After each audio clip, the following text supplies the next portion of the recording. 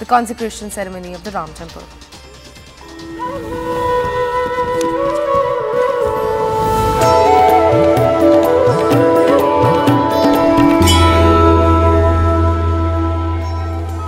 Well, as the unveiling ceremony of the Ram Temple in Ayodhya is scheduled for January 22nd, Makar Sankranti Snan has been scheduled in the Saryu River for today. Around 5 to 6 lakh devotees are expected to participate in the ceremonial bath. Uttar Pradesh's Chief Minister Yogi Adityanath directed meticulous cleanliness and purification of the ghats, ensuring a well-maintained environment for the significant events. Direct flights connectivity between Mumbai and Ayodhya is all set to commence from today as well. Meanwhile, Australia is all geared up for the Ram Janmabhoomi Pran Pratishtha Utsav. Hindu organizations in the country have announced a series of events including bhajan and kirtan sessions, face painting for kids, screening of Pran Pratishtha, the live screening in fact, Ram Rath Yatra and other cultural programs. Now, News 18's Amit Pandey is reporting from Saryu Ghat, where preparations are underway for the Ram Mandir inauguration ceremony. Take a look at that. Shri Ram जन्मभूमि प्राण प्रतिष्ठा के अवसर पर अलग अलग तरीके से अयोध्या तैयार हो रही है और उसी कड़ी में सरयू नदी के तट पर घाट पर ये खूबसूरत तरीके से अलग अलग पैटर्न में पेंटिंग्स बनाई जा रही हैं। ये आप देखिए कि ये बुरादे, या तो हम इसको कहते हैं सैंड पेपर आर्ट, भगवान राम और माँ सीता यह अयोध्या की ओर बढ़ रहे हैं और ये पेंटिंग बनाई गई है। और ठीक इसके पीछे आप नज़र डालेंगे तो ये सरयू नदी है और कितना एक विहंगम दृश्य प्रस्तुत करने की कोशिश की गई है कि माँ सीता और भगवान राम अयोध्या नगरी में प्रवास कर रहे हैं, दाखिल हो रहे हैं और पीछे सरयू नदी बह रही है। और अगर हम ठीक इससे थोड़ी सी दूर नज़र डालें तो यहाँ पर कैनवस पर पेंटिंग की जा रही है और इसमें माँ सीता, भगवान राम, लक्ष्मण जी और हनुमान जी ये बैठे हैं और फिर इसके पीछे सरयू नदी यहाँ पर बह रही है। तो ये चित्रकार हैं, देश के अलग अलग कोने से हिस्से से आए हैं और यह अपनी जो कला है वह कला सरयू के घाट पर, तट पर प्रदर्शित कर रहे हैं। जैसे कि जो है अयोध्या में जो है रामलला फिर से अपने घर में लौटने वाले हैं और जो है ये भी कहा जाता है कि कुछ शंकराचार्यों ने इसका विरोध किया है। वो तो वो जाने। आपको लगता है कि जिस तरह से विरोध करे वो उचित नहीं, क्योंकि उनका कहना है कि मंदिर अभी बना नहीं और ऐसे में मंदिर गर्भगृह तो बन गया है, जिसमें रामलला के आने में कोई ऐसी आपत्ति नहीं। और इंडिया गठबंधन के कुछ राजनीतिक पार्टियों ने भी इसका विरोध, अच्छा नहीं। को लगता है कि रामलला के चलते उनको आना चाहिए। को लगता है कि उनका विरोध सही नहीं है। मैं बार बार कह रहा हूँ, उनकी राजनीतिक भूल है।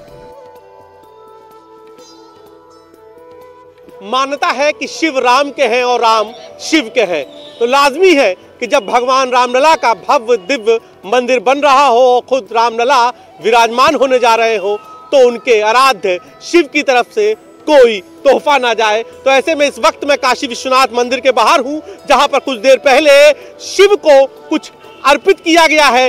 ये वो वस्तुएं अर्पित की गई हैं जो अब रामलला के दरबार में होंगी, रामलला के मंदिर को शोभायमान करेंगी। क्या है, इस पर बात करने के लिए काशी विद्युत परिषद के लोग भी यहाँ पर है, विद्वान है। इसके अलावा विश्व हिंदू परिषद से है तो खुद स्वामी जितेंद्रानंद सरस्वती जी भी है, जो लगातार इस पूरे काशी में मंदिर को लेकर लगातार लोगों से मिल रहे हैं। तो प्रथम हम गुरु जी से बात कर लेते हैं। काशी विद्युत परिषद के महामंत्री जी हैं। गुरु जी, क्या क्या है इसमें?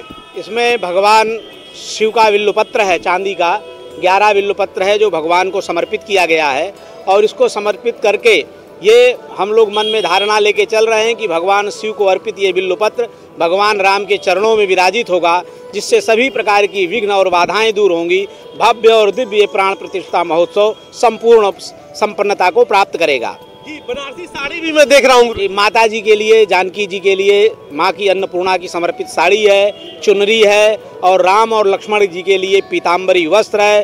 राम और लक्ष्मण के लिए ये मोती की माला है और ये सारी सामग्री भगवान श्री राम के चरणों में वहाँ काशी विद्युत परिषद के द्वारा समर्पित की जाएगी।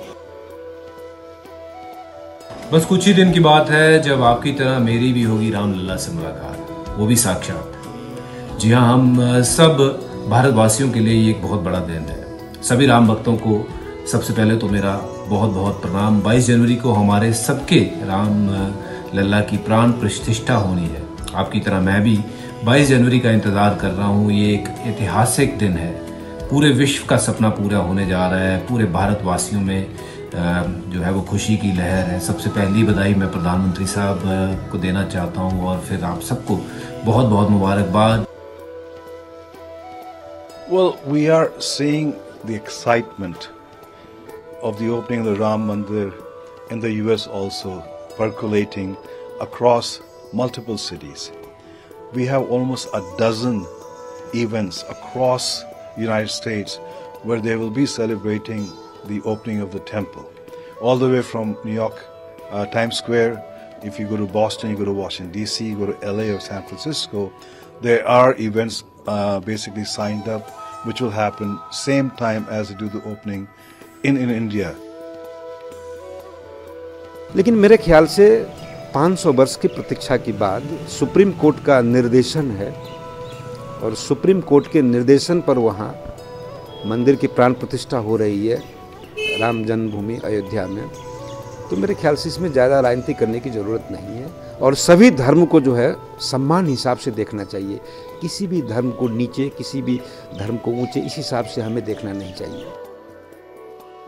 अयोध्या में राम का जन्मभूमि है तो कहाँ है वो, ये कुछ पता नहीं चल रहा था, इस पर विवाद थी। मैं उस विवाद में पड़ना नहीं चाहता हूँ, लेकिन भारत के सुप्रीम कोर्ट ने लंबे अरसे के बाद एक फैसला दिया कि अयोध्या में ही राम लला का जो जन्म हुआ था और वहीं पर वो मंदिर है। उसके बाद लोगों में खुशी होना स्वाभाविक है। हम मिथिलावासी, जनकपुरवासी, नेपालवासी को भी खुशी है, भारत के लोगों को भी खुशी है।